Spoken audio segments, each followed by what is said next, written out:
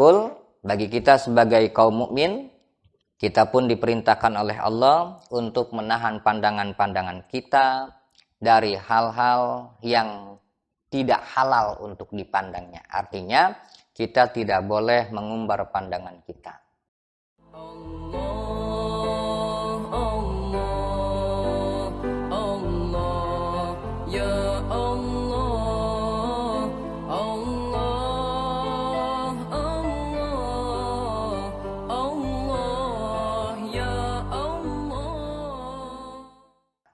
Harusnya ketika kita itu berpapasan dengan kaum wanita yang secara kebetulan kaum wanita tersebut nampak bagian-bagian tubuhnya, ya, maka kita itu harus mengalihkan pandangan kita, walaupun hati kita itu terpancing, tertarik ingin melihat wanita tersebut, ingin melihat bagian-bagian daripada tubuh wanita tersebut. Ini kita harus ingat kepada perintah Allah dan harus yakin bahwa Allah Maha mengetahui, Maha melihat apapun yang kita perbuat. Maka ketika kita itu meyakini Allah Maha mengetahui, Allah Maha melihat apapun yang kita perbuat, maka insya Allah besar kemungkinan kita dapat menahan pandangan-pandangan kita, sehingga kita tidak mengumbar pandangan kita untuk terus diarahkan kepada memandang bagian-bagian tubuh wanita yang bukan mahram. Nah, kemudian wa yahfazu furujahunna amma la yahillul lahum fi'luh biha. Ya, kemudian juga kita pun diperintah oleh Allah untuk memelihara kemaluan kita. Artinya kita dilarang oleh Allah untuk melakukan perbuatan-perbuatan untuk berbuat dengan kemaluan kita, melakukan perbuatan-perbuatan yang tidak dihalalkan. Nah, seperti itu. Jadi, larangan itu bukan hanya kepada wanita saja, tetapi kepada kita juga. Nah, mudah-mudahan kita pun mendapatkan hidayah serta taufik dari Allah, sehingga kita dapat menahan pandangan kita dan tidak mengumbar pandangan kita kepada hal-hal yang dilarang untuk dipandang. Walaupun memang sulit ya, apalagi zaman sekarang, jangan kata di kota besar, di kampung-kampung pun sudah banyak kaum wanita yang tidak memakai pakaian secara islami. Bahkan mereka merasa bangga, merasa modis, maka bahkan merasa tidak ketinggalan zaman dengan memakai pakaian-pakaian yang sebetulnya pakaian tersebut lebih kepada ala jahiliyah. Ya kan? Karena memang di zaman jahiliyah itu banyak kaum wanita yang memakai pakaian tidak lengkap, tidak menutupi bagian-bagian daripada tubuhnya. Maka Islam datang dengan membuat peraturan untuk merubah tradisi-tradisi yang berlaku pada zaman jahiliyah. Tapi kenyataannya sekarang banyak kaum wanita yang merasa modis, merasa bangga, bahkan merasa modern dengan memakai pakaian-pakaian seperti itu. Padahal itu adalah pakaian jahiliyah. Ya. Sudah, kita lanjut. Kemudian wala yubdina, tafsirnya yazharna zinatahunna illa ma zahara minha. Wala yubdina, dan janganlah wanita muslimah menampakkan akan perhiasan mereka. Illa ma zahara minha, kecuali perhiasan yang sudah biasa tampak. Maka wanita dilarang oleh Allah untuk memperlihatkan perhiasan-perhiasan yang tidak nampak. Yang dimaksud perhiasan di sini adalah menurut para ulama menafsirkan daripada ayat ini termasuk daripada perhiasan yang tidak biasa tampak dan tidak boleh ditampakkan, yaitu rambut. Jadi rambut pun masuk dalam kategori perhiasan wanita yang tidak nampak, tidak boleh ditampak-tampakkan. Dilarang, tidak boleh ditampak-tampakkan. Berarti di sini ketika ada larangan, lawan daripada larangan adalah perintah. Dilarang menampak-nampakkan perhiasan yang tidak biasa nampak, berarti diperintah untuk menutupi perhiasan tersebut. Dan perhiasan yang wajib ditutupi adalah rambut. Karena bagaimanapun, secantik apapun wanita, semontok apapun dia punya tubuh, semulus apapun dia punya kulit, jika sekiranya dia tidak punya rambut rontok misalkan, itu berarti hilang perhiasannya, maka mengurangi daripada kecantikannya. Ya.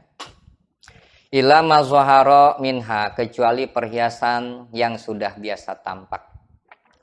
Tafsirnya di sini wahwa al-wajhu wal kaffani. Wahwa al-wajhu perhiasan, maksudnya tubuh wanita ya, yang sudah biasa nampak itu tafsirannya al-wajhu adalah wajah wal kaffani dan kedua telapak tangan ya. Paya juzu ya nazruhu li ajnabiyin, paya juzu maka boleh hukumnya nazruhu memandang kepada wajah wanita ghair mahram di luar salat li ajnabiyin bagi laki-laki yang bukan mahram. In lam yakhaf fitnatan, itu pun jika sekiranya tidak takut timbul fitnah. Ya, jadi kalau kita itu memandang wajah wanita yang bukan mahram, tidak takut timbul fitnah, menurut satu pendapat boleh. Tapi kalau takut timbul fitnah, tetap saja hukumnya haram. Itu yang pertama. Kemudian wasani yahrumu li'annahu mazinnatul fitnah. Wasani dan pendapat yang kedua, yahrumu haram hukumnya secara mutlak li'annahu karena sesungguhnya memandang wajah itu mazinnatul fitnati adalah ya tempat timbulnya sumber fitnah, tempat sumber timbulnya fitnah. Nah, pendapat yang kedua rojiha, pendapat yang kedua inilah yang diunggulkan. Jadi sebenarnya kalau kita mau ngambil perbandingannya, ya yang kuat itu adalah pendapat yang kedua sebetulnya. Tapi tadi saya bilang ya, kalaupun ada, yaitu karena memang ada pendapatnya. Kemudian wala yadribna bi khumurihinna ala juyubihinna. Wal yadribna wala yadribna. Kemudian kata Allah, beritahukan katakan kepada wanita mukminat, wal yadribna hendaklah mereka menutupkan bi khumurihinna dengan kerudung-kerudung mereka ala juyubihinna menutupi bagian dadanya. Tafsirannya ayasturna ar-ru'usa, tafsirnya adalah mereka kaum wanita mukminat harus menutupi ar-ru'usa akan kepalanya wal a'naqo dan lehernya was suduro dan dadanya bil maqani' dengan menggunakan kerudung. Jadi di sini ya kesimpulan secara fikih ijma para ulama bahwa kaum wanita wajib memakai pakaian yang menutupi seluruh tubuhnya ya, kemudian memakai jilbab yang jilbabnya itu yang diutarakan dalam Al-Quran adalah jilbab yang menutupi leher dan dada. Jadi yang tepatnya jilbab ke sini sebetulnya. Jadi mohon maaf, ya pakai jilbab itu jangan dibelit-belit di leher. Ya pakai jilbab dibelit di leher, kemudian pakai pakaian yang ketat sehingga tetap ini menonjol gitu ya. Buah dadanya menonjol, tetap itu sekalipun memakai pakaian menutupi warna kulit, jika sekiranya ya masih menghikayatkan bentuk-bentuk tubuhnya dengan baju ketat, celana ketat, tetap hukumnya haram. Ya, tetap hukumnya haram. Dan ini bukan masalah nanti laki-laki itu berpikiran ngeres atau tidak, ya, bukan seperti itu, tetapi bicara peraturan dari Allah dan Rasulullah. Peraturannya wanita muslimat, wanita mukminat wajib memakai pakaian yang tidak menghikayatkan bentuk tubuh dan tidak memperlihatkan bagian-bagian daripada tubuhnya. Terlepas dari masalah hasrat atau tidak timbul hasrat, sekalipun laki-laki ya tidak melihat apapun memang sudah manusiawi, ya, itu sepanjang laki-laki itu normal pasti mempunyai keinginan, karena pada dasarnya laki-laki membutuhkan wanita, wanita membutuhkan laki-laki. Jadi kita itu jangan berpikir dasar saja itu laki-lakinya yang punya pemikiran ngeres, itu bukan seperti itu. Ngeres tidak ngeres, tetap peraturannya wanita harus memakai pakaian Islami. Pakaian Islami adalah pakaian yang menutupi seluruh tubuhnya dan tidak ketat. Kalau ketat tetap hukumnya haram. Jadi siapapun kaum wanita muslimat ya yang belum memakai kerudung dan masih memakai pakaian-pakaian yang menampakkan auratnya, jangan suka berdalih kemudian melakukan mencari pembenaran, ya, merasa benar lantas mengatakan yang penting hati kepada Allah. Itu tidak bisa seperti itu. Karena ketika manusia, wanita mengatakan yang penting hati kami beriman kepada Allah. Tetapi memakai pakaian, memperlihatkan bagian tubuh, memperlihatkan kemolekan tubuh, memperlihatkan rambut, itu pertanda tetap saja masih melakukan pembangkangan kepada hukum Allah Subhanahu wa taala.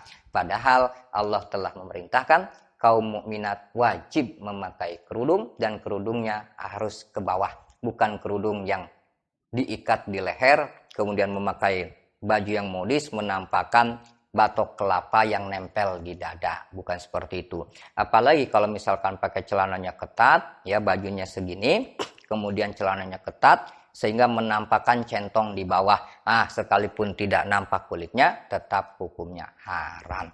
Nah, kemudian bagi para suami, ya ketika mempunyai istri yang masih memakai pakaian seperti itu, maka ya kita sebagai suami wajib untuk memberikan nasihat ya kepada istri, melarang istri memakai pakaian tersebut.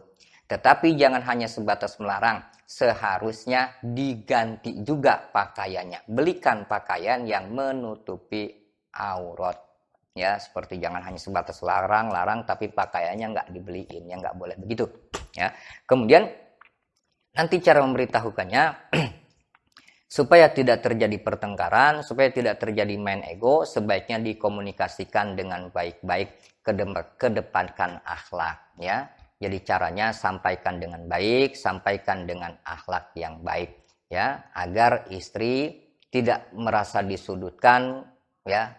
Kemudian juga kita mohon kepada Allah di saat kita memberikan nasihat kepada istri, agar Allah memberikan hidayah dan taufik sehingga istri kita itu mempunyai kesadaran sendiri, ya, sebelum diperintahkan oleh kita sudah mau memakai pakaian yang islami. Harusnya seperti itu. Kemudian bagaimana jika sekiranya kita sebagai suami diam saja melihat istri memakai pakaian menampakkan bagian tubuhnya? Kita diam saja, ya, tidak mau memberikan nasihat, tidak mau mendidik, maka suami semacam ini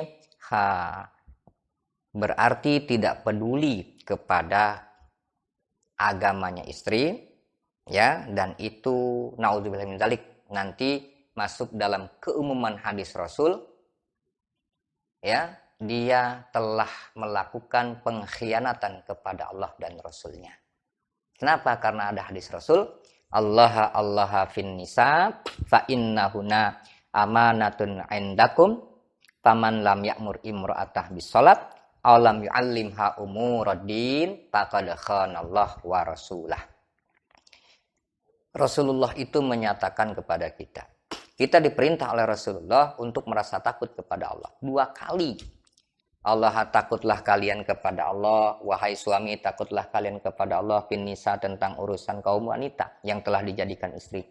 Kenapa? Fa innahunna, karena sesungguhnya kaum istri itu amanatun, adalah hamba Allah yang diamanatkan kepada kita, yang berada dalam tanggung jawab kita.